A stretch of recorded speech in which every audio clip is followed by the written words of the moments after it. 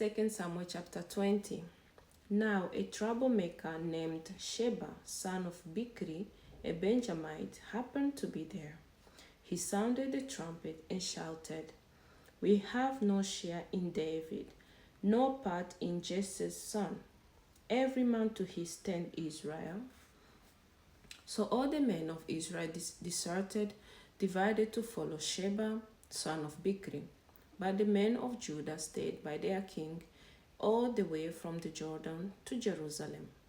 When David returned to his palace in Jerusalem, he took the 10 concubines he had left to take care of the palace and put them in a house under guard.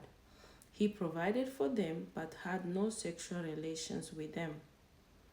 They were kept in confinement till the day of their death, living as widows.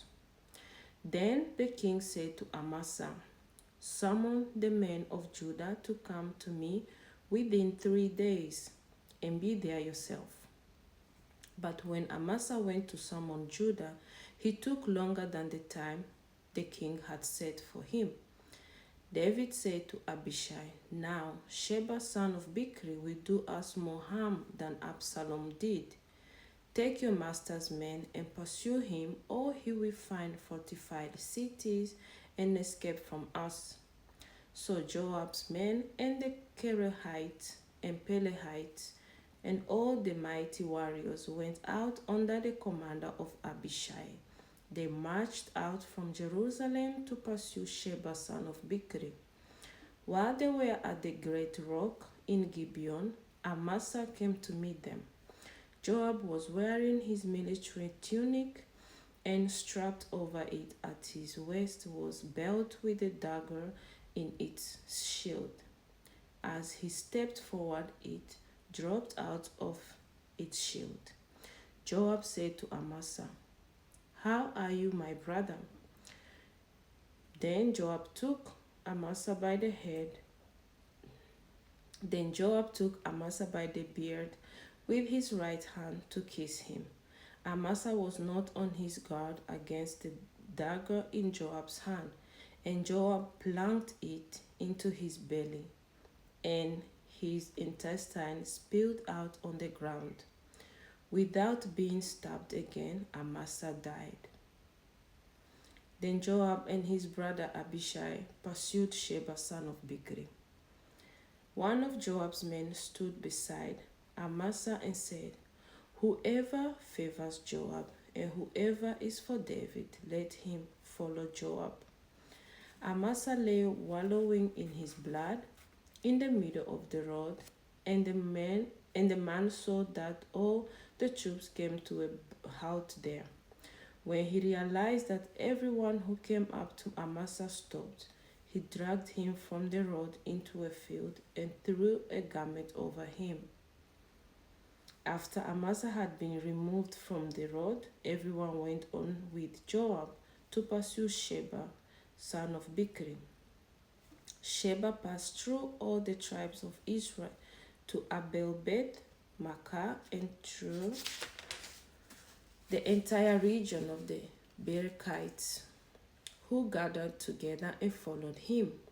All the troops with Joab came and besieged Sheba in Abel-beth Maachah. They built a siege ramp up to the city, and it stood against the outer fortifications. While they were battering the wall to bring it down, a wise woman called from the city, "Listen, listen. Tell Joab to come here so I can speak to him." He went to warn her, and she asked, "Are you Joab?" "I am," he answered. She said, "Listen to what your servant has to say." "I'm listening," he said. She continued, "Long ago they used to say, 'Get your answer at Abel,' and that settled it. We are the peaceful and faithful in Israel. You are trying to destroy a city that is a mother in Israel. Why do you want to swallow up the Lord's inheritance?" "Far be it from me," Joab replied. "Far be it from me to swallow up or destroy. That is not the case. A man named Sheba, son of Bichri, from the hill country of Ephraim, has lifted up his hand against the king, against David. hand over this one man, and I will withdraw from the city. The woman said to Joab, his head will be thrown to you from the wall. Then the woman went to all the people with her wise advice, and they cut off the head of Sheba, son of Bichri, and threw it to Joab.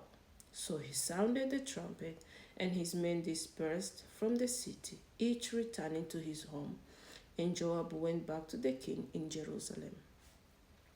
Joab was over Israel's entire army.